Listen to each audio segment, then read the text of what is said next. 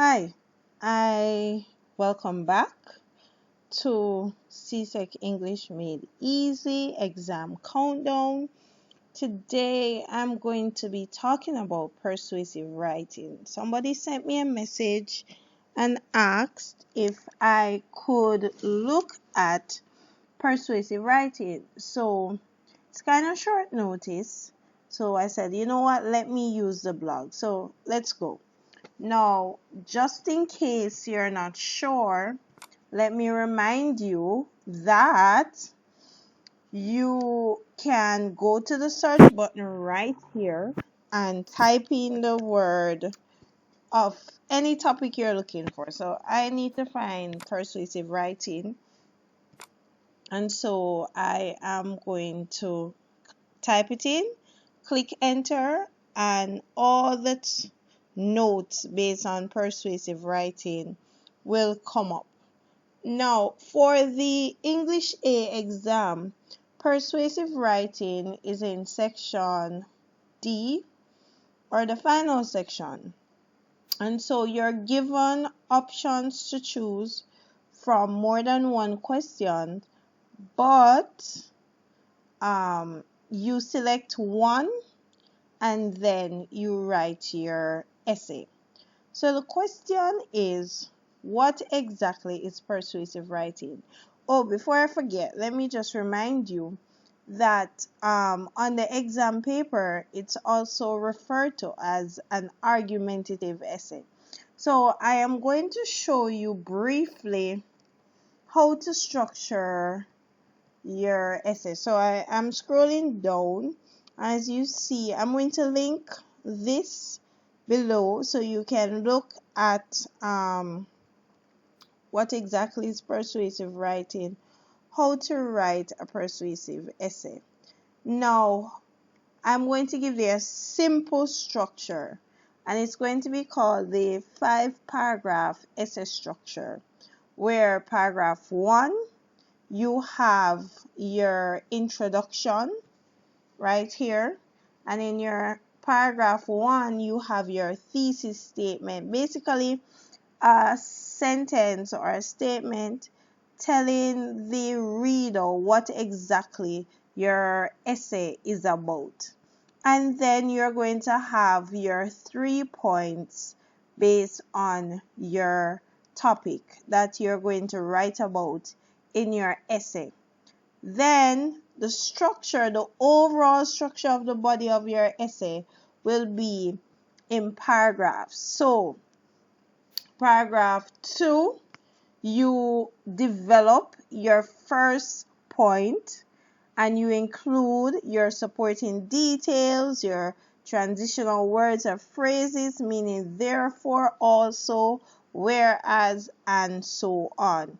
The same thing you do in paragraph 3. So instead of developing point 1, in paragraph 3 you develop point 2. And you do so by stating your point, your supporting details, your persuasive techniques, so your repetition, your statistics, your rhetorical questions, all of these things you include in your essay.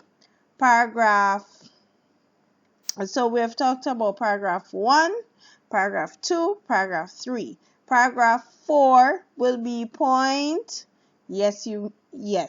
point 3. So you develop your point 3 and you do the same thing.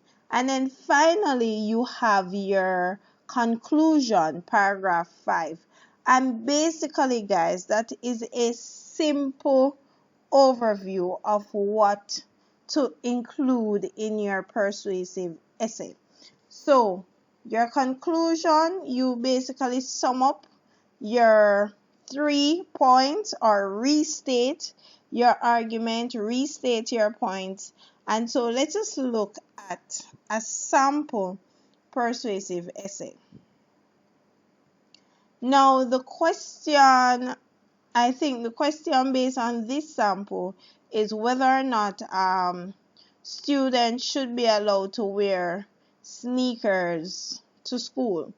Now, when you read your question, the first thing you're going to decide is whether you agree or whether you disagree. And as such, you select your points. Remember, you put your strongest point first, then your second, your third, and so on.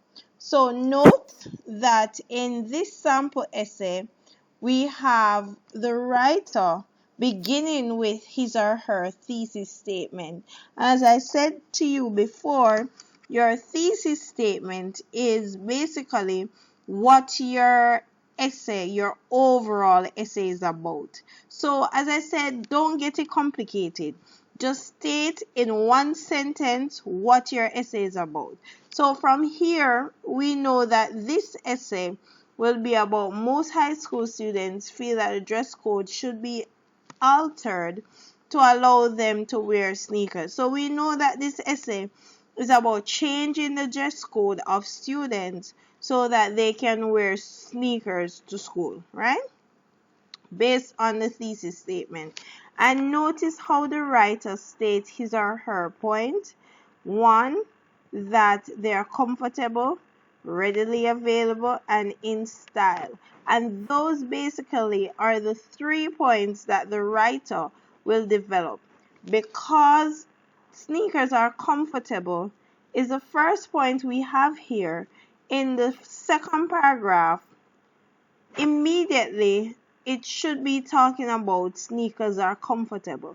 And if you look closely at the second paragraph, you realize that the second paragraph is indeed talking about sneakers are comfortable, because it says that they don't pinch your toe, they don't do that. And notice the use of rhetorical question, which is a persuasive device.